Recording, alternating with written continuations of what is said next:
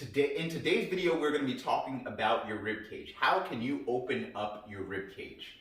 Okay, so the reason why you would want to open up your rib cage is because of what we basically do in general in our lives, right?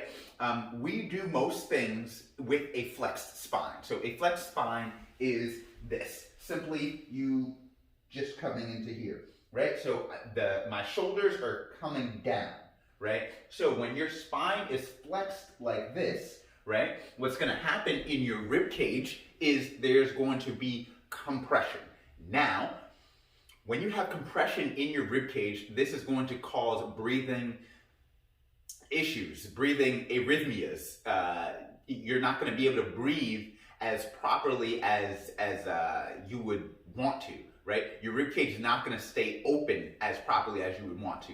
And that's also assuming that you don't have any lateral compression, meaning that whenever you're on your phone or your laptop or anything, you're going straight like this. You don't have any sort of lean. Now we know that if you've ever been on your laptop, if you've been sitting in a car, if you've been sitting down watching TV, our spine is not going straight down. You probably have a lean to either side, right? If you're driving, you might have a lean to the side where the armrest is, right? So now you're not only getting flexion of the spine and compression, right, forward, but you're also getting lateral compression as well. So we're going to have to address that, right? So your rib cage is going to be very, very, very, very, very, did I say very, very important for you to take care of, because this is going to allow your lungs to expand and contract, right? This is also going to allow the muscles in your back to actually lengthen and be strong if you have a constant flexed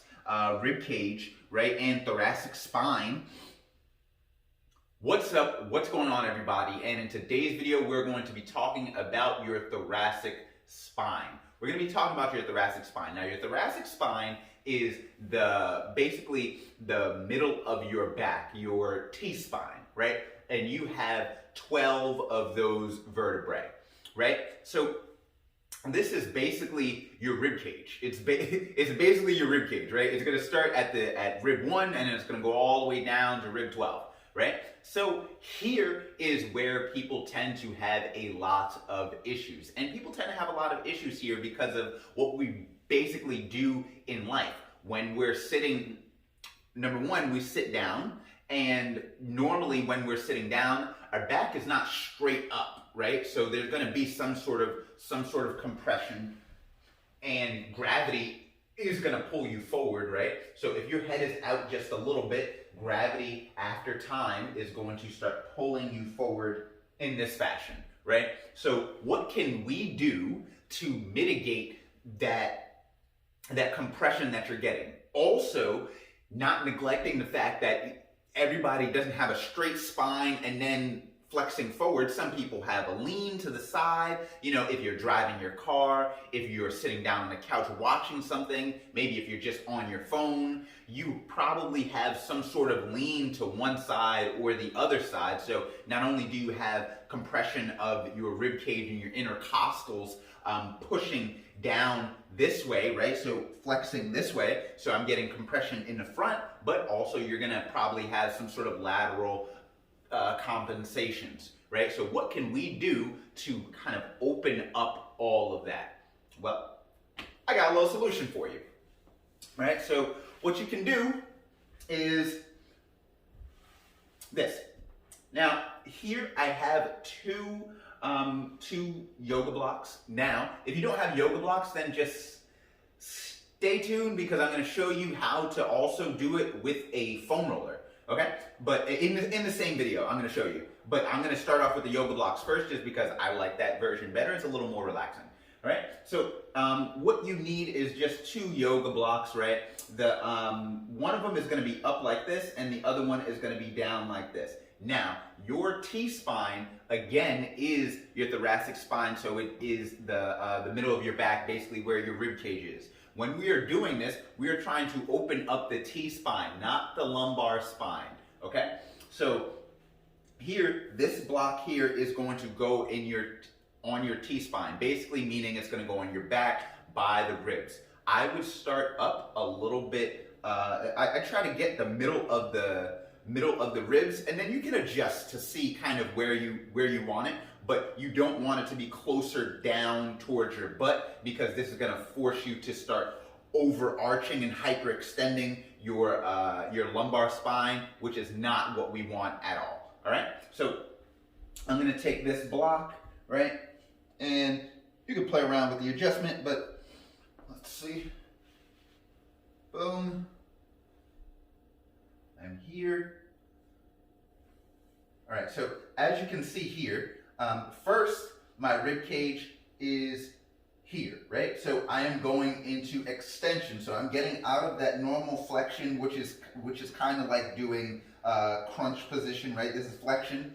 We are going into extension, right? I put this other block here so my head can relax down. Now, as far as the rest of your body, here, you want to make sure that you are not arching in your back, right? We don't want to be going into an anterior pelvic tilt, which basically means that if you're laying down on the blocks, you do not want your lumbar spine to arch like this. We don't want that at all. If anything, we want to tuck the pelvis underneath so that we keep the lumbar spine relatively neutral, right? So that we can actually extend the upper back. What's going to happen a lot of the time is that because the upper back is so tight from compression, you're going to start going into compensations in the lower back. So I want you to be very aware of that and making sure that you tuck your hips underneath and even squeeze the glutes a little bit, and that'll help you stay in T-spine, your thoracic spine extension, instead of hyperextending your lumbar spine, which is your lower back. All right, so we're gonna go into that position again. So just like this. All right, I want my legs nice and straight. I am tucking my hips under a bit, and then I'm taking my hands and I'm putting them up over my head, right? So I'm here. From here, you can, number one, you could just stay here, right? You can just stay here, or you could start moving your hands. Now, if you move your hands up over your head, you'll realize that you start getting a big stretch, right?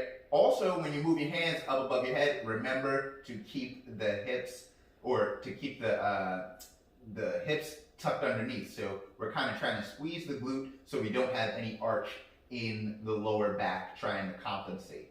All right, we really want to keep everything in the T-spine right here. So after you stay here, and what I would do is stay there for about 30 seconds or so, right? And then you can move the block up and down. So maybe you could move it up further, up a little bit further here. I would not move it down. I would not move it down that far, because then you're going to be more likely to start hyperextending in your lumbar spine. But as I said before, I am actually going to show you guys a version of this if you do not have any yoga blocks. So let me grab a foam roller really quick. Okay.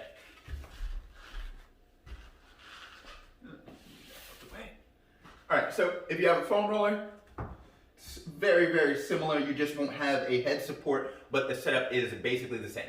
Okay, so we're here, just like this. Now, the good thing with the foam roller is that you can easily roll up and down to find where the tight spot is, right? And we're not really looking to roll up and down on this one. We're looking to just use it just like we were using the yoga block, right? So my legs are nice and straight. I'm here. I can actually take my hands behind my head on this one and making sure that my hips are still tucked underneath. I'm looking up to the sky, and then we're just breathing.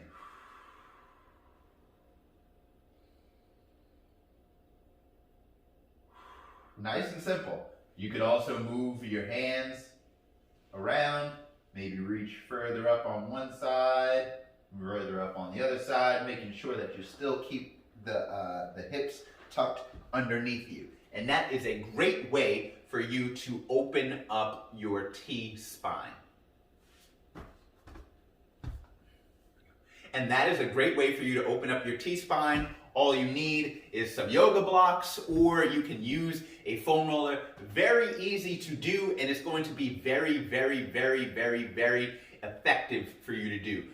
I'm telling you, if you spend a lot of time on the computer, if you spend a lot of time on your phone, if you spend a lot of time watching TV, if you spend a lot of time being a human being, but chances are that you are going to need to open up your T-spine and your rib cage and all of that stuff in there. Simply using a yoga block or a foam roller is going to be your best bet, okay?